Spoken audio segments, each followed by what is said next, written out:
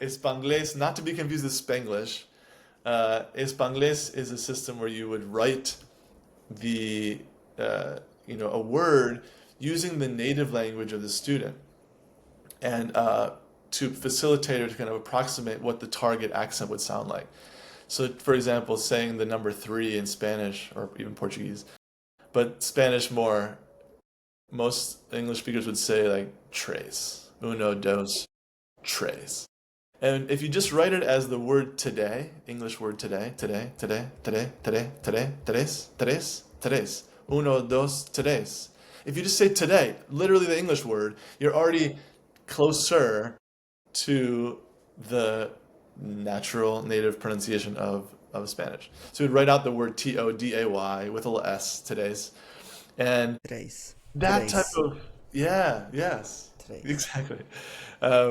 It's a system that you could do over and over again, and then you can feed that to a large language model and see how they'll start to be like, okay, well, if that's the case, then problema is like P apostrophe D, pedo, D-O, where you get this connection between how you would spell a D or a T like with an R in a Latin language. And that type of like processing in your mind and or a framework or examples or tricks, call them techniques, those are just the beginning, and then you can say, all right, create more examples of this. That's where you can start to speed it up, which I'm really excited about. Tell me, how would you do that for languages that don't have the same sound? Yeah, it really only works for those, and so it's usually the case where there's enough sounds that overlap, and the technique of Espanglés between English and Spanish is, well, besides just trying to create the perfect or closest to colloquial natural accent, it's to teach something, teach the form and teach a phonetic movement without having to say, put your tongue next to you behind your top teeth and the tip of your blade of your tongue. It's like not everyone learns that way. And so if I'm just like, say the word today, like you would normally say the word today, don't even think about Spanish or Portuguese, just say English stuff. People are like, all right, today. It's just so not, effort.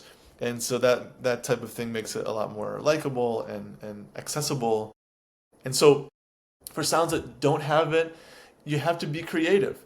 Let's say, for example, you're trying to teach someone how to say São Paulo. São Paulo. São Paulo. Surely you've had to go through this in your life where someone's trying to say it. They're like Sao Paulo, Sao Sao, Paulo. Sao, and they get this and it's like, what if you just, because you're looking at it and it's S-A chew, but it's S-A-O, right? It's just S-A-O for English brain, English learner, Mm-hmm. English speaker brain. But to be able to say, it's kind of like, I mean, this is a stretch, but like S-U-N-G in English. Just say Sung. sung, sung Sung. without the G, right?